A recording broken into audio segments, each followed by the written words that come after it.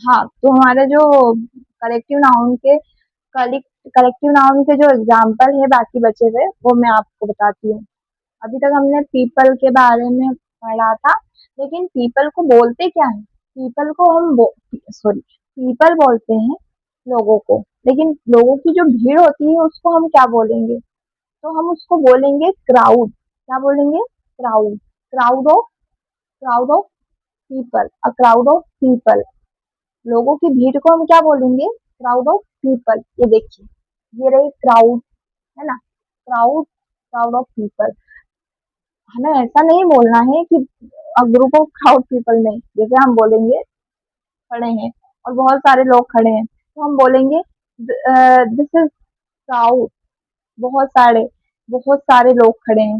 तो हम ऐसे नहीं बोलेंगे, तो डायरेक्ट हम ऐसा बोल सकते हैं कि क्राउड मतलब बहुत सारे। एक शब्द में पूरे समूह को हमने बता दिया। उसके बाद है फ्लॉक।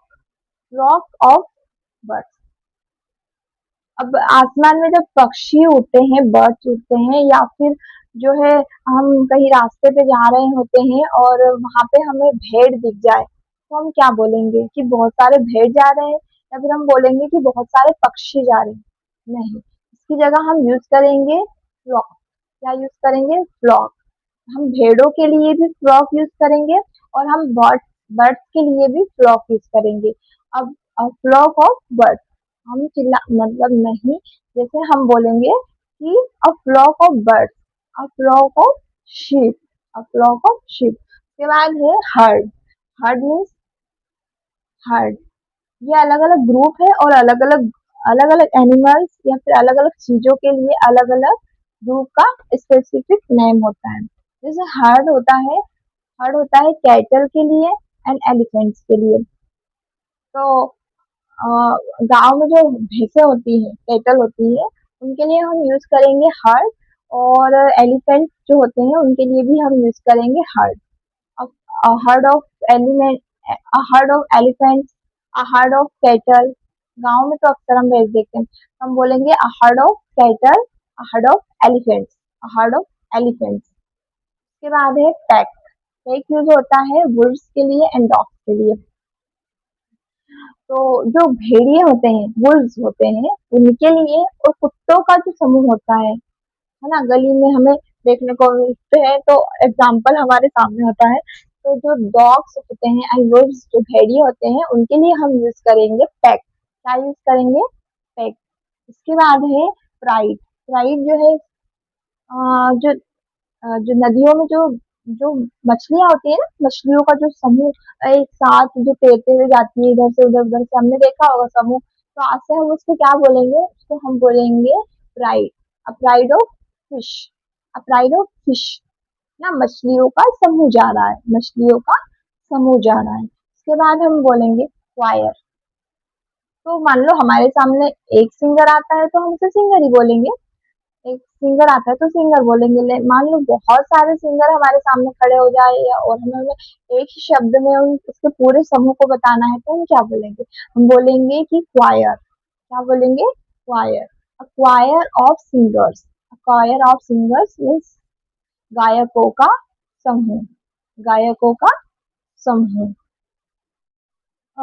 सॉरी बच्चों, फ्रेंड्स, मेरे से एक मिस्टेक हो गई थी। मैंने प्राइड के लिए फिश बता दिया।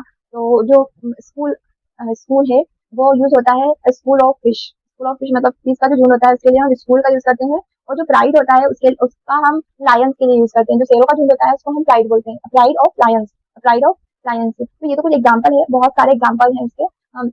आप लोग अगर कमेंट्स करते हैं, तो कमेंट में मुझे अगर आप करते हैं, तो मैं आपको और भी एग्जांपल इसके करवाऊंगी। और उसके बाद इसके कुछ सेंटेंस भी है जो हम समझ लेते हैं कि कहाँ इनका यूज होता है, किस तरह से ये यूज होते हैं, देख लेते हैं कलेक्टिव नाउन।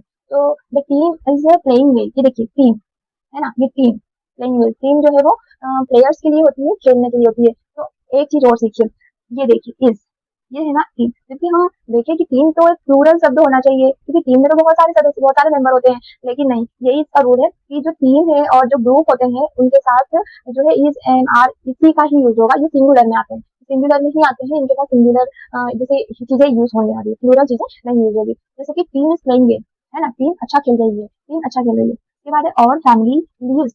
In India.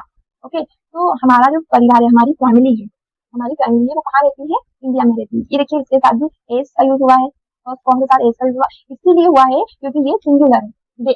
अगर हम यूं समझे तो ये प्लूरल हो सकता है, या है ही प्लूरल, पर इसका जो ग्रामर का नियम कहता है कि ये सिंगुलर में आता है। उसके बाद है हमारा जो परिवार है वो इंडिया में रहता है। उसके बाद है a flock of birds is flying in the sky.